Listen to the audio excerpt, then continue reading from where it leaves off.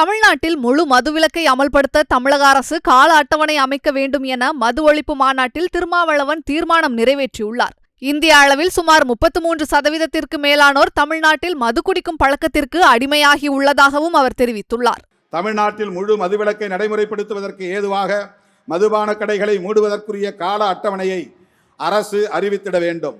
மது உள்ளிட்ட போதைப் பொருட்களின் பாதிப்புகளில் இருந்து தமிழ்நாட்டை மீட்க வேண்டும் என்கிற தந்தை பெரியார், பேரறிஞர் அண்ணா ஆகியோரின் கனவை நனவாக்கும் வகையிலும், குடிநோயாளிகளால் போதைப்பொருள் அடிமைகளால் பாதிக்கப்படும் தமிழ்நாட்டு பெண்களின் கண்ணீரை துடைக்கும் வகையிலும், இளம் தலைமுறையினர் மது மற்றும் போதைப் பொருள்களுக்கு அடிமையாகி குறை வயதில் பலியாவதை தடுத்து தமிழ்நாட்டின் மனித வளத்தை பாதுகாக்கும் வகையிலும் தமிழ்நாடு அரசு முழுமையான மதுவிலக்கை நடைமுறைப்படுத்த முன்வர வேண்டும் என வலியுறுத்தி கேட்டுக்கொள்கிறோம்.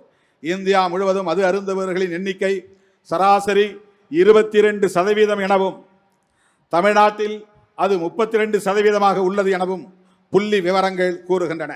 எனவே தமிழ்நாடு அரசு மதுக்கடைகளின் எண்ணிக்கையை தற்போதுள்ளதை காட்டிலும் கூடுதலான வேகத்தில் படிப்படியாக குறைக்க வேண்டும். அத்துடன் முழுமையான மதுவிலக்கை நடைமுறைப்படுத்துவதற்கான கால அட்டவணையை அறிவிக்க வேண்டும் எனவும் இம்மாநாடு தமிழக அரசை வலியுறுத்துகிறது. செய்திகளை உள்ளது உள்ளபடி தெரிந்து கொள்ள ரெஃப்ளெக்ட் நியூஸை சப்ஸ்கிரைப் பண்ணுங்க.